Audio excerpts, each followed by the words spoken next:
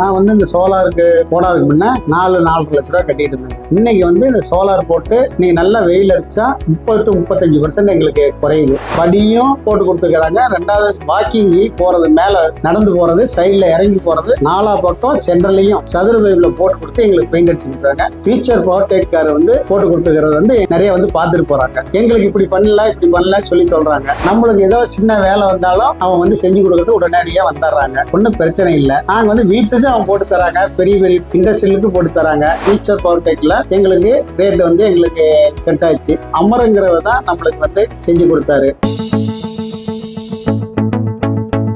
என் பேர் கோபாலகிருஷ்ணன். சேலம் மாவட்டம் கத்தேரி கிராமம் வேல்மணி டெக்ஸ்ன்னு சொல்லி ஸ்பின்னிங் மில் வச்சுருக்கிறோம். நாங்கள் வந்து நூல் தயார் பண்ணி எங்களுக்கு உண்டான இது லோக்கல்லே நல்லா வியாபாரம் பண்ணிட்டு இருக்கிறோம். கொஞ்சம் வெளியே அனுப்புகிறோம், நார்த் இந்தியனால் அனுப்புகிறோம். எங்கள் நூல் வந்து நல்லபடியாக போயிட்டு இருக்கு.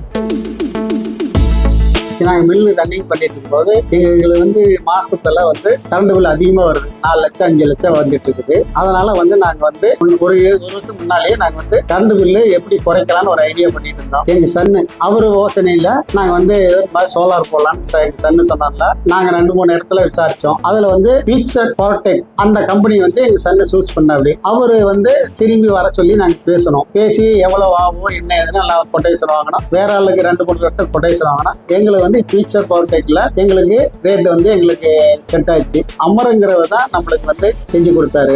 இன்னைக்கு வந்து 1.5 வருஷம் கூட ஆகுது. இன்னைக்கு எந்த பிரச்சனை இல்லாத எங்களுக்கு ஒரு கொஞ்சம் கரண்ட் பில்லு நம்மளுக்கு கன்செப்டா கிடைக்குது. இன்னைக்கு தொழில் பண்றது கொஞ்சம் ஈஸியா இருக்குது. அதே மாதிரி எங்க ரிலையன்ஸ்ல எங்களுக்கு தெரிஞ்ச ஒரு மில் ஓனரு எல்லாமே நாங்க வந்து எங்களை பார்த்து கூட எங்களுக்கு காஸ்ட் ஆஃப் ப்ரொடக்ஷன் கம்மியாகும். ரெண்டாவது வந்து நம்மளுக்கு ஏதோ சின்ன வேலை வந்தாலும் அவன் வந்து செஞ்சு கொடுக்கறது உடனடியா வந்துடுறாங்க. ஒன்றும் பிரச்சனை இல்லை. நாங்க வந்து வீட்டுக்கு அவன் போட்டு தராங்க, பெரிய பெரிய இண்டஸ்ட்ரியலுக்கு போட்டு தராங்க.